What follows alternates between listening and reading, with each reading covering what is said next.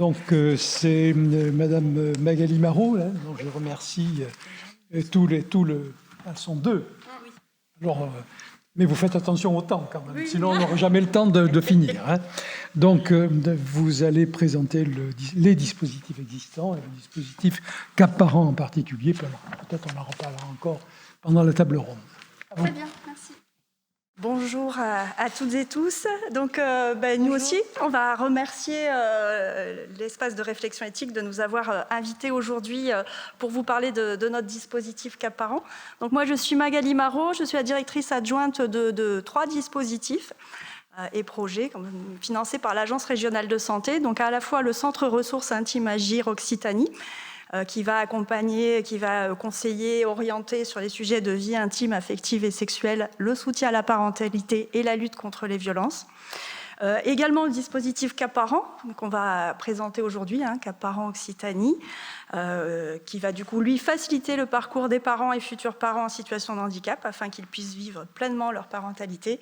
Et on porte aussi un projet financé également par l'Agence régionale de santé, le projet Handigynéco. Donc, je suis accompagnée aujourd'hui de Jeanne Besson, qui est ergothérapeute à Cap Parents. Voilà, bonjour. Donc, comme vous l'avez vu tout à l'heure, on a un peu les mêmes références que Maryse Fiensegasque, qui nous a présenté tout à l'heure l'introduction de la conférence. Et effectivement, on a repris également une citation de Jacqueline Venland, qui est psychologue clinicienne, à propos de la parentalité en situation de handicap, et qui nous semblait être parlante. Chaque parentalité confrontée à un handicap mérite un accompagnement sur mesure. Donc, du coup, qu'est-ce que Cap Parents On a en fait une mission en tant que Cap Parents, c'est d'organiser la mise en place des soutiens... alors, du coup, on va faire comme ça. Je suis désolée, la technique n'est pas avec nous. D'organiser la mise en œuvre des soutiens humains, matériels, l'appui moral nécessaire pour permettre aux personnes en situation de handicap de vivre une parentalité complète et épanouie et d'apporter un environnement favorable à la santé physique, psychique et sociale de leur enfant. Oui, donc handicap, en fait, on s'adresse à tout type de handicap. Donc, on a parlé du handicap psychique, du blessé médulaire, handicap moteur. Donc, on s'adresse aussi aux personnes déficientes sensorielles et qui abordent leur handicap tout au long de leur vie, quoi. Donc, voilà. On intervient, en fait, du désir d'enfant jusqu'aux 18 ans de l'enfant, et on va faciliter en fait le parcours des parents en situation de handicap, et on va favoriser aussi l'accessibilité universelle. Et ce qu'on voulait préciser effectivement, c'est que quand on parle d'accessibilité universelle, on ne va pas parler uniquement d'accessibilité physique, mais également tout ce qui est autour de l'accessibilité en matière de communication, des outils adaptés, des outils qui sont faciles à lire et à comprendre, des communications et des échanges aussi qui sont adapté aux personnes en situation de handicap, et du matériel qui est adapté. Adaptation également de la sensibilité aussi. On a parlé également des mamans TSA par rapport à l'adaptation du son. Enfin, c'est pour ça que je pense à vous. Mais voilà, l'adaptation universelle, ça touche vraiment pas que la rampe pour faciliter le fauteuil, ça touche vraiment tout un ensemble de facteurs. On n'arrive plus à avancer. C'est incompréhensible. Bon, ça n'avance pas. Ça n'avance pas. Donc pour vous dire peut-être un petit peu, en essayant de trouver comment on passe la slide suivante, nos fondements, c'est un peu ce qu'on a partagé tout à l'heure sur l'introduction. C'est effectivement la Convention relative aux droits des personnes handicapées de l'Organisation de l'ONU, avec cette idée effectivement que les personnes en situation de handicap, elles ont comme tout un chacun le droit de fonder une famille et de bénéficier de soutien nécessaires pour exercer leur parentalité. On s'appuie aussi sur la loi du 11 février 2005 sur l'égalité des droits et des chances, qui elle va effectivement aussi aborder quand même le fait que les personnes en situation de handicap ont aussi accès à une vie familiale et du coup à la parentalité. Et nous, ce qu'on souhaitait souligner, c'est que ne pas accompagner les parcours des personnes en situation de handicap sur ces questions-là, ça revient finalement à ne pas créer cette égalité des chances et du coup à créer une inégalité d'accès à la parentalité. Et puis récemment, pour nous, dans notre secteur, la circulaire du 5 juillet 2021 relative au respect de l'intimité, des droits sexuels et reproductifs des personnes handicapées dans les établissements médico-sociaux Ce qui a été repris en avant sur cette circulaire, c'est que les professionnels qui sont dans ces établissements sont tenus d'accompagner et de respecter le désir de parentalité des personnes en situation de handicap. Ils doivent aider les adultes à construire leur projet parental. Donc, vous voyez, on se retrouve avec tous les intervenants précédents avant la naissance de l'enfant.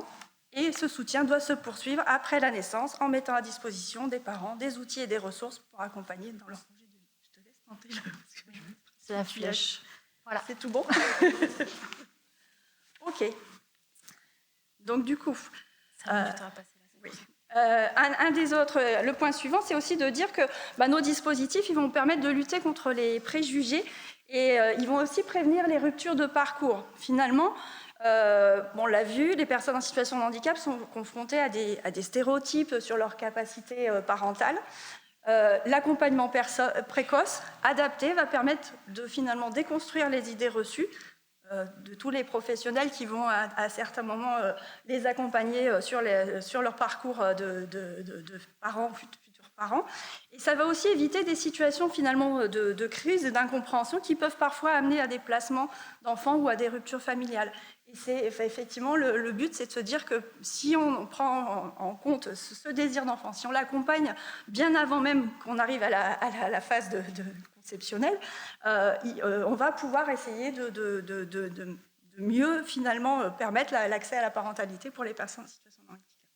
Et enfin, on s'appuie aussi sur un des aspects qui est le respect de l'autonomie.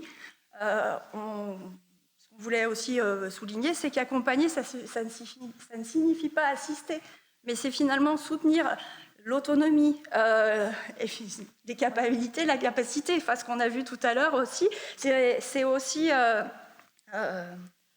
prendre en compte le contexte de vie et la diversité des situations. C'est tout ce qui implique aussi tout ce qui est le concept d'autodétermination qui émerge depuis quelques années des personnes, le fait que les personnes soient impliquées dans les décisions autour tout ce qui touche à elles, quoi. Donc voilà, c'est important de ça va valoriser les parents en situation de handicap et finalement ça va aussi permettre que leurs projets se construisent dans de bonnes conditions. Donc nos objectifs, ils sont effectivement de sécuriser le lien parent-enfant. L'idée, c'est qu'un accompagnement bienveillant, qui est sans jugement, qui accueille effectivement le souhait des parents en situation de handicap d'accéder à la parentalité, va favoriser aussi après un attachement sécurisant essentiel au développement de l'enfant. L'idée, c'est de créer en fait un cercle vertueux, parce que souvent, malheureusement, il y a un cercle vicieux qui s'installe, c'est-à-dire qu'il y a une défiance en fait de certains professionnels ou des proches. Oh là là, est-ce que tu vas être vraiment capable ? Et du coup, ça fait baisser l'estime de soi. Et en fait, si on n'a pas réellement confiance en soi, ça impacte aussi nos gestes. Et du coup, c'est un cercle vicieux qui s'installe. Nous, on va être là pour plus promouvoir un cercle vertueux de confiance, basé sur les forces de la personne, ce qu'elle sait bien faire, et pour qu'elle prenne confiance dans ses apprentissages en lien avec ses compétences parentales. Le deuxième point, par rapport aux stimulations de développement harmonieux, les compétences parentales, c'est un apprentissage. Et donc, dans des apprentissages, il y a des essais, il y a des erreurs aussi. Les erreurs ne sont pas dramatiques. Et elles font partie de l'apprentissage. Et il ne faut pas se focaliser forcément sur les petites erreurs qu'on pourrait faire. Il y a des parents en situation de handicap, des fois, qui leur estime de soi vole en éclats juste parce qu'il y a eu un défaut dans l'accompagnement de leur enfant.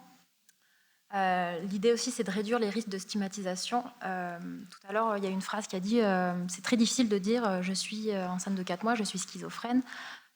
Tout ce qui est la question de l'handicap invisible, qui est très difficile en fait à voir vu qu'il est invisible, mais qui est très difficile aussi des fois à communiquer à certains soignants parce que peur de stigmatisation, peur de jugement. Donc l'idée aussi, c'est vraiment de créer un climat rassurant en fait. Entre soignants et accompagnés, soignés, faire intervenir aussi pas mal, on l'abordera après par la suite, de tout ce qui est la question de père aidance, mais en tout cas vraiment de mettre au premier plan cette confiance-là pour ouvrir le dialogue des besoins, etc. Et donc du coup, nous on est un peu, j'ai envie de dire, au carrefour de droits qui sont à prendre en compte, à la fois effectivement le droit des parents, mais aussi le droit des enfants. Et l'idée, c'est de trouver le bon équilibre. C'est pas d'opposer l'un à l'autre, mais c'est de effectivement garantir les deux pour que la parentalité se déroule dans les meilleures conditions. Et donc, du coup, on a fait aussi un petit focus sur le rapport des 1000 premiers jours qui préconisait de proposer un accompagnement personnalisé aux parents centrés sur les enjeux de l'enfant et qui, du coup, avait inclus la question de l'accompagnement des parents en situation de handicap, mais n'en avait pas fait une spécificité. L'idée, effectivement, que finalement, la personne en situation de handicap, comme tout un chacun, va pouvoir bénéficier aussi de l'accompagnement de droit commun qui est proposé en matière de parentalité. Alors, la question du désir de parentalité des personnes en situation de handicap. Alors là, c'est une question que nous abordons beaucoup avec beaucoup d'établissements d'accueil de personnes en situation de handicap parce que c'est une question qui fait très peur. On me parle, une personne souhaite un enfant, enfin voilà. Comment aborder le désir d'enfant, comment faire en sorte de ne pas fermer la question, parce que c'est pas en fermant la question qu'il n'y aura pas d'enfant derrière, ça ne fonctionne pas. Mais voilà, d'aborder en fait toutes les informations déjà en fait sur le fonctionnement du corps, la vie affective et sexuelle. Donc ça, c'est nos collègues d'Intimagir qui s'en occupent très bien. L'idée d'apporter en fait des connaissances sur qu'est-ce que c'est être maman. Qu'est-ce que ça induit? On se base beaucoup aussi sur tout ce qui est droit de l'enfant, parce que on rappelle l'équilibre entre les deux droits. Et puis en fait, au final, qu'est-ce qui peut influencer une pratique parentale? Qu'est-ce que ça impacte l'arrivée d'un enfant dans une vie? Et en fait, de laisser un espace de parole, en fait, qui permet d'aborder les questionnements de la personne, et puis finalement qu'elle prendre une décision en ayant connaissance une connaissance de là où elle va aller, quoi, et pas juste avec quelque chose qui est fantasmé peut-être parce qu'elle n'a pas accès à des informations autres que par exemple les réseaux sociaux ou des éléments comme ça. Ce qu'on constate après une année, j'ai envie de dire, de fonctionnement du dispositif Cap Parents, c'est que ce désir d'enfant et ces questionnements dont a parlé tout à l'heure Sophina à la gauche au démarrage, les personnes, quel que soit leur handicap, se les posent. Ils ne se les posent peut-être pas au même niveau, mais en tout cas, ils s'interrogent, ils expriment ce désir d'enfant et ils expriment aussi qu'ils ont besoin d'informations, ils ne savent pas finalement comment et ils sont en besoin d'avoir cette écoute, d'avoir ces informations qui sont adaptées pour mieux comprendre.